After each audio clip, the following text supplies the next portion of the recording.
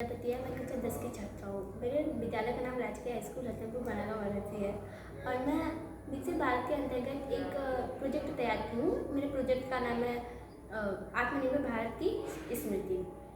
और मेरे इस प्रोजेक्ट में यही समस्या है कि अगर हम छोटे छोटे कदमों से पहले तो ये बता दें आपको नॉर्मल सा उसका परिचय दे दें तो वहाँ पे तो पर्याप्त मात्रा में कृषि हो जाए तो और विकसित करने के लिए हमें छोटे छोटे कस्बों को ही पहले विकास उसका कराना पड़ेगा। और अगर हम छोटे छोटे कस्बों का विकास ना कराएं तो हमारा भारत जल्दी विकसित नहीं हो पाएगा।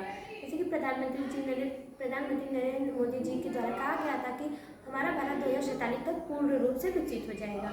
इसमें उनका बहुत ही बड़ा योगदान रहा। अभी भी उस पर काम बहुत ही ज़्यादा चल रहे हैं। तो जैसा कि हम आपको बता दें कि अगर हम छोटे छोटे कस्बों से अगर हम काम करें तो हमारा भारत 2047 नहीं 2046 तक ही विकसित हो जाएगा। हालांकि उसको करने के लिए सभी लोग को एकजुट होना पड़ेगा। और हम बता दें अब मेरी प्रोजेक्ट का मैं अपने प्रोजेक्ट का शब्द अब हम बात करते हैं प्रोजेक्ट के बारे में। तो प्रोजेक्ट हमारा यही है कि अगर हम छोटे कि भारत को एक विकसित राष्ट्र की पंक्ति में आत्मनिर्भर भारत के द्वारा सम्मिलित किया गया है। और इसमें यही बताया जा रहा है कि मैं बताना चाहूँगी कि छोटे छोटे कस्बों को ही अगर हम विकास करा दें तो हमारा भारत जल्दी विकसित हो जाएगा। क्योंकि अगर हम छोटे छोटे समस्याओं का समाधान निकालेंगे तो वो काम जल्दी होगा। अगर हम वही समस्या रहते रहते बड़ा हो जाए तो विशाल रूप ले लेगा तो उसको करने में बहुत ही कठिनाइयाँ होंगी और वो अच्छे ढंग से हो भी नहीं पाएगा। तो हम इसका समाधान जैसे कि हम उदाहरण एक बता दें, बिहार का एक छोटा सा कस्बा है, उसका नाम है मोतीपुर। तो वहाँ पे कृषि वहाँ पे बहुत ही अच्छी पर्याप्त मात्रा में होती है। हालांकि वहाँ पे टेक्नोलॉजी की कमियाँ बहुत ही हैं। तो हम टेक्नोलॉजी ला दें तो वहाँ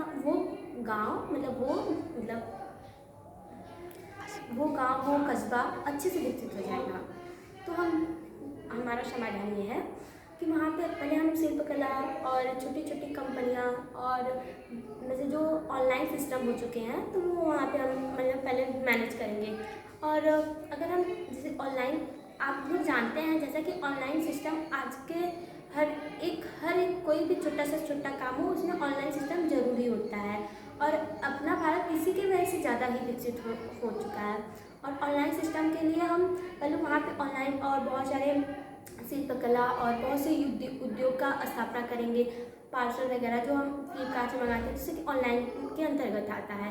तो हम इसका समाधान समाधान तो हो गया। इसका उद्देश्य यह है कि रासायनिक स्थानीय उद्योग और कृषि उत्पादन में उचित बाजार में उपलब्ध करा देंगे और युवाओं को बेहतर रूप से रोजगार प्राप्त हो जाएगा।